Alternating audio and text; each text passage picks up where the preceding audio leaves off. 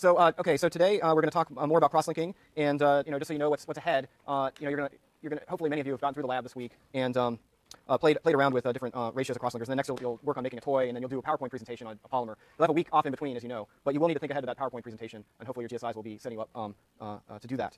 So what I wanted to do was continue lecturing on intermolecular forces, okay? And these forces are, of course, absolutely critical for defining how polymer chains interact with one another. And last time we talked about, it says on the top here covalent cross-linking, but last time we talked about borate, the borate ion. And for people that don't remember its formula, it's BOH4. And the formal charge, remember, we computed is -1. And we talked about this as being an example of, it could be an example of non-covalent cross-linking. There's a way to introduce the concept of hydrogen bonding. And we talked about it interacting with a particular polymer called PVA, polyvinyl alcohol. This is a much shorter version than what you end up in solution. You'll end up with very long chains of PVA. And if you had two chains that cozied up to one another, you could imagine something like this. Again, imagining these chains being much longer than drawn. You could have a borate ion, and I didn't give myself a ton of room in here, but you could have a borate. This is kind of unfortunate. I will do something magical. I don't know if I can do it, though. I'll try to lasso this. Unfortunately, it's not so easy. Watch this. Even give myself some room, and then I'll bring the page back over. Sorry, guys. I apologize for everyone that was inconvenienced by my bad drawing. It's really more about preparation. You always have to prepare some extra room here, and I know. It's amazing what you can do with computers. So in any case, what we have here, when we put the borate ion in, is we have the ability of forming hydrogen bonds, okay? Where we have hydrogen bonding donors, the hydrogens, and acceptors, those lone pair groups on the oxygens. And you can remember that. We talked about, say, water, having these dipoles on the positive end denoted with a positive sign and the arrowhead pointing towards the negative end of the dipole. So if you have a couple of waters here, doesn't matter exactly how you draw it, something like this, then you'll be able to engage in a hydrogen bonding interaction here, where, like I say, you'll have a donor and an acceptor. So these hydrogen bonding interactions on the borate ion are allowing making a bridge between the two PVA chains. And now instead of them just sort of, moving around very easily relative to one another, these two chains are actually in a lock, in a bond. It's just like if I had, everyone in here, if I had chains of people holding hands, the individual chains could move around, okay? But if you started to actually link up with one another across these chains, then you guys would be all sort of like gelled in here, and it would be difficult for you to move around, okay? It'd be a big mass. And that's what happens when you have all these cross-links. So that's a non-covalent cross-link because hydrogen bonding interactions, of course, are weak and non-covalent. They can easily readjust. I mean, there's some advantages to that. But what the title of the slide here was supposed to be covalent cross-linking. So let's do an example of covalent cross-linking. I just wanted to review covalent cross-linking. And we've talked about styrene, which makes polystyrene. And styrene, remember, will combine with, say, a styrene radical.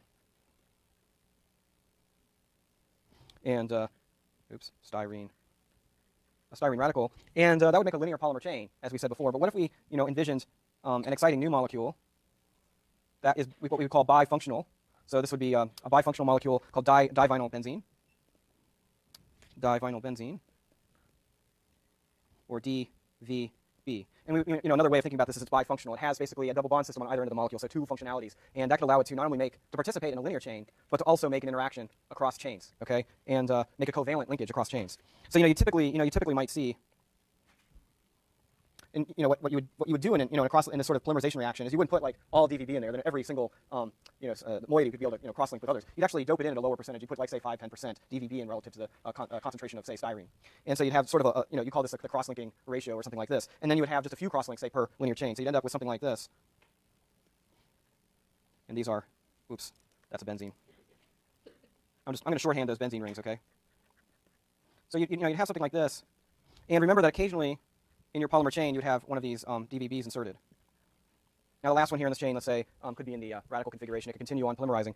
And so then you'd have a DVB monomer inserted right there. And that double bond in that DVB that's hanging off there then is capable of participating in linking reactions. So instead of just piling it up on this page, I know you guys can just flip over there. I can create just a white page there. And we can imagine a cross-link between DVBs. And what you could have, basically, is something like this.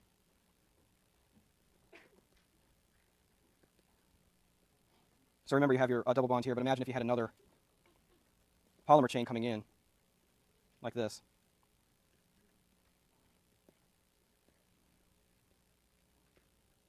That, essentially what you can do here, and one of them obviously has to be radicalized, but in any case, these electrons can come in, and you'll end up with a cross-link. Now trying to make extra. So you'll end up with this cross-link. And I'm not going to draw out everything here again, but you'll have to imagine that, again, you have your polymer chains extending in either direction. And so now you have introduced a covalent cross-link. into bridging these two polymer chains. And the key, you might say, well, why would covalent crosslinks be, what's the advantage of, say, covalent crosslink over a non-covalent crosslink? And I sort of alluded to this, but, one of the key things to think about is that covalent bonds can be significantly stronger, or are, I mean, let's just say it right here, are significantly stronger than non-covalent.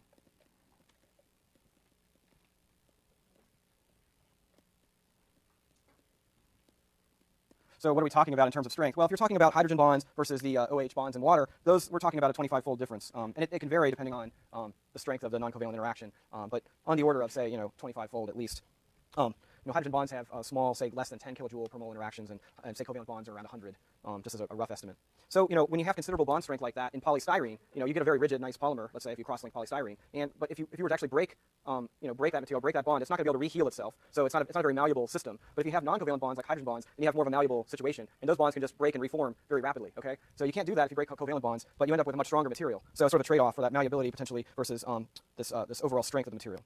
So those are some things to consider. That non-covalent,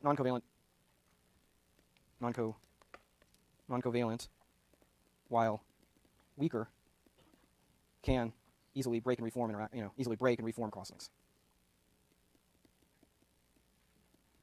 So it's hard to get that done with a covalent, because once you break that, you're pretty much hopelessly lost. So okay, so now like I said, I wanted to go into some of the intermolecular forces, and we talked about hydrogen bonding already. The idea is pretty straightforward. I like to say, to show you some other examples of some key hydrogen bonding groups in protein polymers. So here's a bit of a peptide here, and this is a peptide bond that forms, between the amino end of an amino acid and a carboxyl end of an amino acid. And there's obvious dipoles here. There's a dipole there, and there's also a dipole here. And so these are ripe for hydrogen bonding interactions with other peptide bonds with water. Okay. And so you need donors and acceptors, and we talked about how dipoles want to align to form these hydrogen bonds, somewhat align as best they can to make these interactions.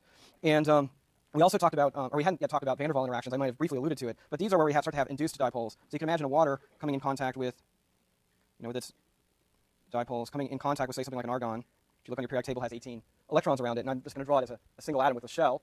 And I'm not going to draw these electrons in any particular structure, but just imagine them as a cloud where, on occasion, and especially in the vicinity of this strong dipole presented to it from water, the electrons might not want to be evenly distributed, okay? And so I count 1, 2, 3, 4, 5, 6, 7 electrons over there, so I'll try to put 11 over here, 1, 2, 3, 4, 5, 6, 7, 8, 9, 10, 11. So if you have the situation, you can imagine that one side of this, I'll color code in blue, and one side I'll color code in red, is going to have partial charge, okay? Even though overall argon, atom is neutral, in the vicinity of this dipole and water, one side here is going to be partially positive, and one side is going to be partially negative. And that's because, of course, we know we have the partial negative on water there. So this is an induced dipole, okay? And the net effect of this, if I were to draw, say, roughly try to draw the electronic cloud structure around water, that these two electronic clouds would like to get as close as they can to one another to maintain this attraction. It's a weak attraction, but it's an attraction nonetheless. Now, they're not going to want to overlap their electron clouds, because that's very unfavorable, but they're going to want to cozy up and be in contact with one another. And if you had argon dissolved in water, you'd find that, the waters aren't afraid of the argon. They're going to be right up next to it, making these kinds of van der Waals, we call them van der Waals interactions, or induced dipole interactions. The same thing can happen if you had a pair of ions next to each other. And what you can imagine is that that these electron clouds would become biased again. And I drew too many there. Whatever. Just consider it I'll color code it here. So you can have, say, partially positive sides of this guy and then partially negative. Okay, of each of these atoms. And so again, you get a dispersion here.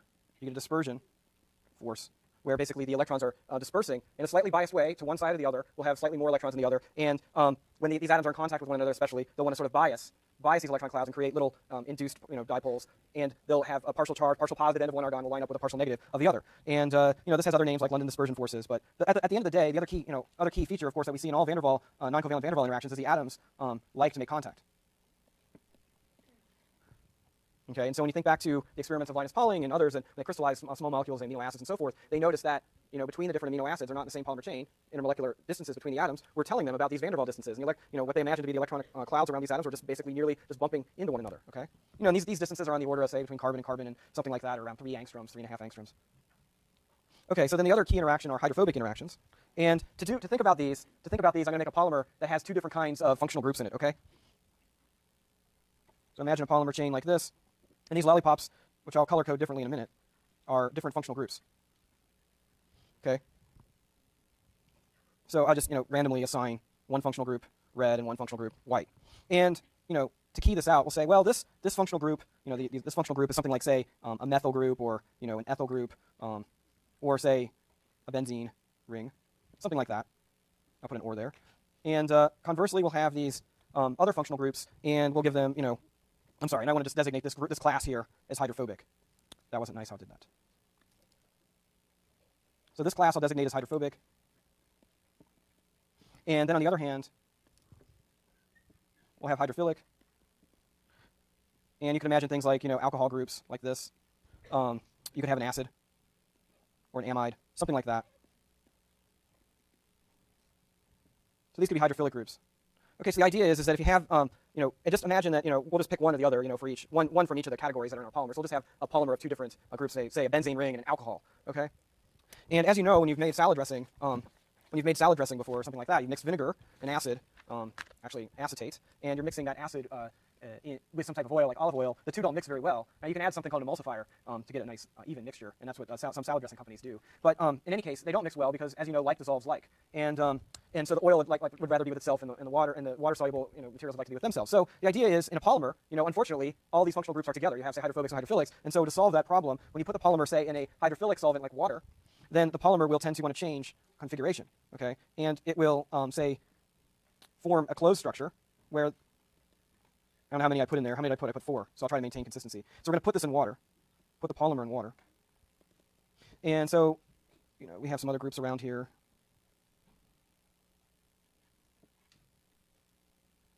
And the hydrophobes would tend to want to bury themselves in the center and hide from this polar solvent. The polar groups on the outside are happy because the polar groups, so the hydrophobes want to bury.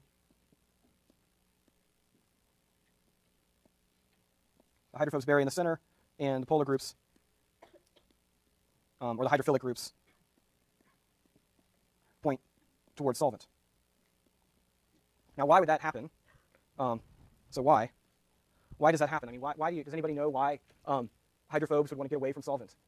Does anybody understand the hydrophobic effect already? Do I need to lecture on it? For some of you? Nobody? Well, the idea is that, underlying this is that it's a surface area effect. You might say, well, surface area, what do you mean by surface area effect? We have to think that and this is why we teach hydrogen bonding first, around each hydrophobe, if you were to magnify a picture of a hydrophobe, you might imagine it looking like, some hydrophobic atom looking something like this, and then around it would be a network, and it's hard for me to draw this because I'm not that good of an artist, a network of hydrogen bonds. So that's a network of water hydrogen bonds around that hydrophobe, and even though water doesn't really want to do this, it's going to still have van der Waals interactions with the hydrophobe, maybe some weak dipole interactions if there are such things there. But in general, water has a much higher preference for forming hydrogen bonding interactions with itself. But it's a little bit upset, and it has to form a very highly organized network. So this is a much more highly organized. This is a much more highly organized network of hydrogen bonds that form around this hydrophobe. And as you all know, things that are more organized take more energy to maintain. Okay. And another way of thinking about it is that there's only so many ways to build this geodesic dome of hydrogen bonding interactions around the hydrophobe, without creating big voids and other issues that are unfavorable. So it has a limited set of ways to construct this network, and that means it's statistically less probable to be in that configuration than if it were in solvent and these waters were just flying around and happily changing bonding partners. That's what waters really want to do, where they have many more possible configurations. So that basically is the reason. And so if you bring hydrophobes together into the middle of this polymer blob, then you release these waters to bulk solvent. So they go from this very strange sort of hydrogen bonding network to a much more relaxed situation in bulk solvent. And that's why this is a surface area effect, because you're basically minimizing the exposure of hydrophobic surface that requires these high energy hydrogen bonding interactions, or relatively speaking, lower probability interactions. And I'll elaborate on that in a minute. But what I wanted to do was finish up thinking about the van der Waals interactions in greater detail, and then we'll have a quicker question. I'll talk about hydrophobic effect, and we'll be finished. So what I was trying to say about the van der Waals interactions is that these molecules really do want to approach one another. If we had, say, and I don't mean to be in green, but if we had, say, an ethyl group here